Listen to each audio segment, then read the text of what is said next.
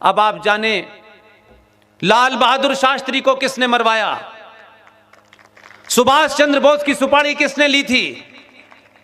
आज के युवा जिस दिन ये जानना पसंद कर देंगे, ये छोटे भाई का पजामा बड़े भाई का कुर्ता पहने हुए लोग जहां से आए थे वहीं चले जाएंगे। आप सवाल नहीं पूछते हैं, आप पिछले 1000 साल से लगातार जवाब दे रहे हैं। जब आप सवाल पूछेंगे तो उन्हें जवाब देना भारी पड़ेगा। आप पूछिए कि कुरान मजीद की सूरा नंबर 9 आयत नंबर 5 में क्या लिखा हुआ है।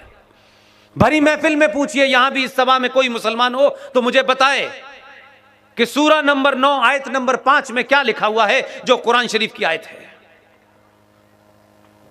आप पूछते नहीं हैं, इसलिए वो भगवान रामचंद्र जी का मजाक उड़ाते हैं, इसलिए वो सीता मां का मजाक उड़ाते हैं।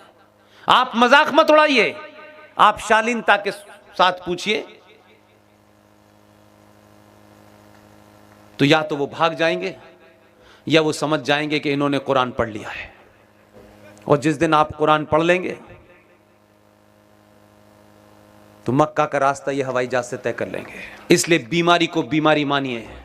किसी से निजी संबंध, किसी से दोस्ती वो निजी हो सकती है, लेकिन अगर राष्ट्र के सामने वो दोस्ती आड़े आती है, ऐसी दोस्ती भाड़ में जाए। जिसको निजी दोस्ती दुमानी है वो निभाए, इसमें कोई बुराई नहीं है। इसलिए वो खूबसूरत शायर जब वो शायरी करता था तो आप ताली बजाते थे। आप मध्य प्रदेश के लोग हैं, सांस्कृतिक तौर पे आप लोग बड़े संपन्न लोग हैं। आप भारत में एकमात्र ऐसा प्रदेश है जिसकी अंतरराष्ट्रीय कोई बाउंड्री नहीं है। आप भारत का दिल हैं। तो आप सोचिए थोड़ी देर के लिए, वो कहता था कि जो आज साहिबे मसनद हैं ये किराएदार हैं, मकान मालिक नहीं है। आप इस पे ताली क्यों बजाते थे, मुझे बताइए। साहिबे मसनद का मतलब सिर्फ इतना ही होता है कि जो आज सत्ता पे बैठे हैं ये किराएदार हैं, मकान मालिक नहीं है। वो खुल के आपसे बता रहा है कि 47 के बाद से जो गद्दी आपके पास आ गई है वो आपने कुछ दिन के लिए ले ली है। इसलिए उस परपंच को समझने की कोशिश करें। हम नहीं समझते, इसलिए ऐसा होता है। इसलिए मैं सरकार में सिर्फ 2 ही आदमियों को जानता हूं, बाकी को नहीं जानता। मुझे कोई इंटरेस्ट ही नहीं है, क्योंकि बाकियों को 25 साल से देख रहा था। कड़ी निंदा, कड़ी निंदा, दिमाग कड़ी निंदा करने के लिए बनाया था। तो ये जो पाखंड है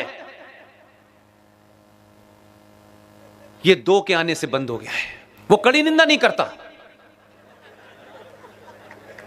उसकी डायरी में निंदा वर्ड ही नहीं। इसलिए आपके पुरुषार्थ को जगाने के लिए, आप कौन हैं, किसकी संतानें हैं, ये जगाने के लिए कुछ छोटी छोटी घटनाएं भी अगर आप देखें। मैं आज आपके सामने खड़ा हूं, सार्वजनिक मंचों से साफ कहता हूं, मेरा कोई राजनीतिक एजेंडा ही नहीं है, इसलिए किसी संगठन में जुड़ना ही नहीं चाहता। सुशील पंडित के खिलाफ आपने दिल्ली में कुछ लोग देखे पकड़े, सुशील पंडित की आवाज रुक गई क्या? जितनी धमकियां आती हैं उतनी ताकत से हम बोलते हैं। 2021 है, हजारों साल की हमारी जो सनातन संस्कृति है, ये देश उसकी तरफ मुड़ गया है। और छोटी छोटी चीज से कैसे बदलाव हो सकता है, इसलिए मैंने कहा कि अपने स्वार्थों से ऊपर उठेंगे तो आपको लगेगा कि पूरी दुनिया क्यों परेशान है। इंग्लैंड के चुनाव में, अमेरिका के चुनाव में भारत क्यों डिस्कस हो रहा है, भारत की भूमिका क्या है। अभी इंग्लैंड का चुनाव कुछ दिन पहले हुआ है। उस चुनाव में एक लेबर पार्टी थी।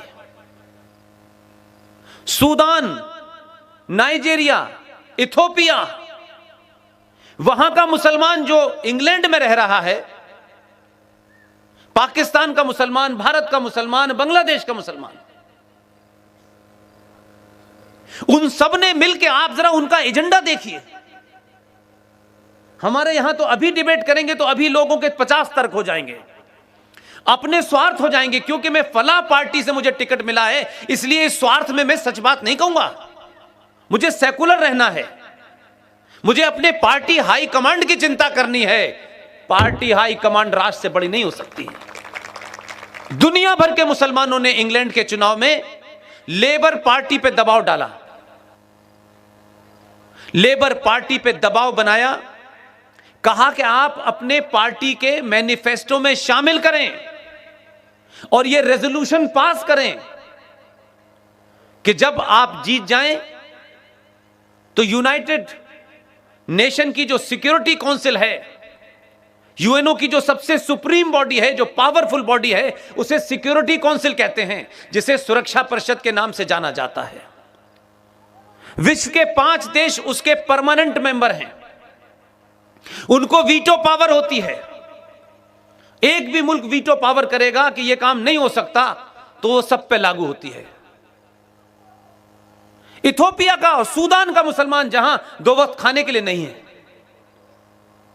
लेबर पार्टी पे दबाव बनाया कि हम आपको वोट देंगे, आप अगर जीते तो, क्योंकि आप सिक्योरिटी काउंसिल के मेंबर भी हैं, आप जीतने के बाद भारत के अंदर एक कट्टरपंथी हिंदू शासक आया है, उसने जम्मू कश्मीर से धारा 370 हटा दी है। सिक्योरिटी काउंसिल में आप रेजोल्यूशन लाएंगे कि धारा 370 को वापस किया जाए।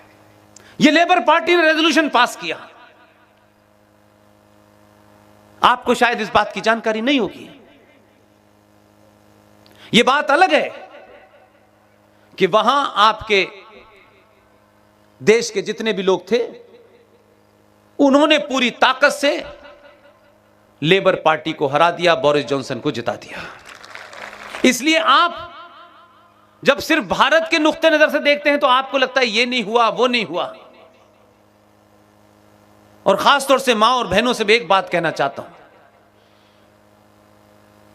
जेंडर जस्टिस की बड़ी हमारे यहां बात होती है आजकल, और जो जेंडर जस्टिस का ठेकेदार बना हुआ है पूरी दुनिया में, उसका यथार्थ और आपका यथार्थ बताना चाहता हूं।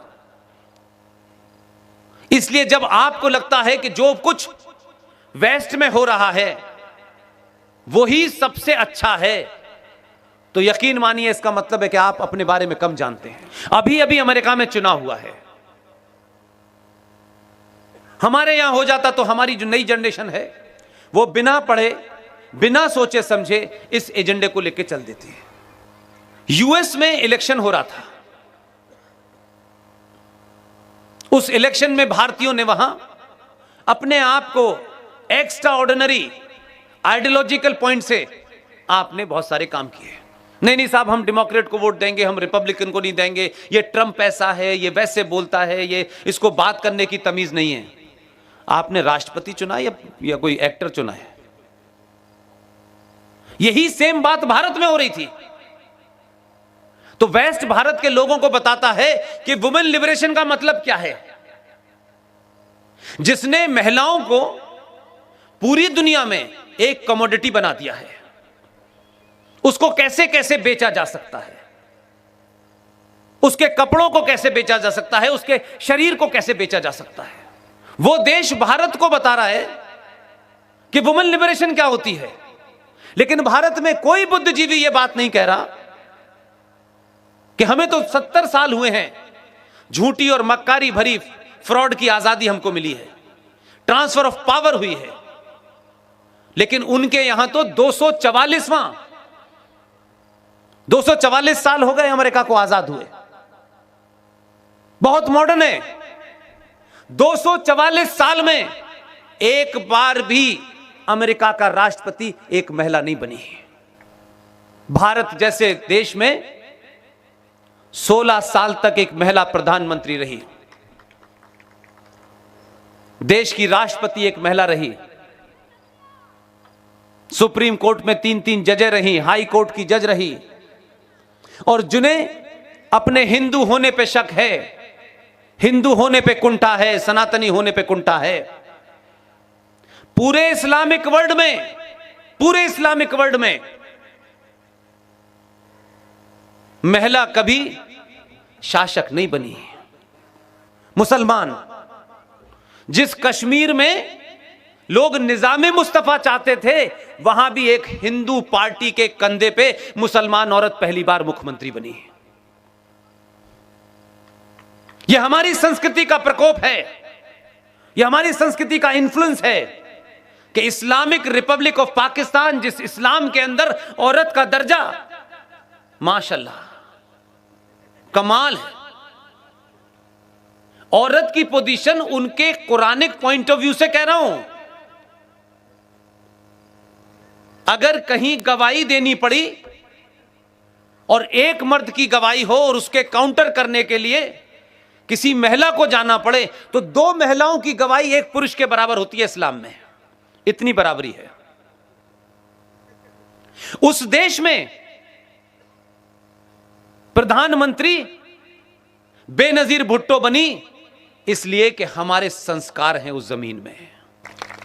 टुकड़ा अलग कर जाने से, इस्लामिक बनाने से तुमने अपनी वो मानसिकता दिखाई, किस औरत के होने से लोगों को नफरत थी, उसकी हत्या कर दी।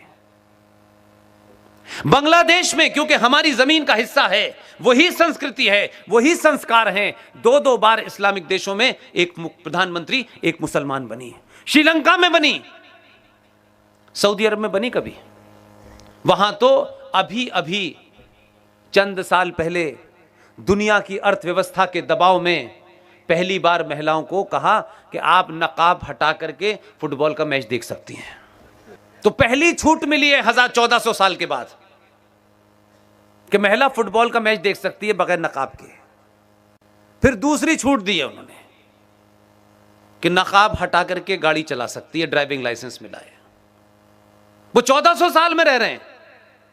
वो हमसे कह रहे हैं हिंदू में महिलाओं का बड़ा शोषण होता है। आपका कोई मुकाबला है उनसे? कहां से करें मुकाबला, कहां से शुरू करें? इसलिए नए गलत नैरेटिव में मत फंसिए, क्योंकि आप हीन भावना से शिकार हैं। आपके नेताओं ने, आपके बुद्धिजीवियों ने, आपके हिस्टोरियंस ने, आपके साहित्यकारों ने आप में वो हीन भावना भरती है। इसलिए यह देश कालिदास की तुलना शेक्सपियर से करता है।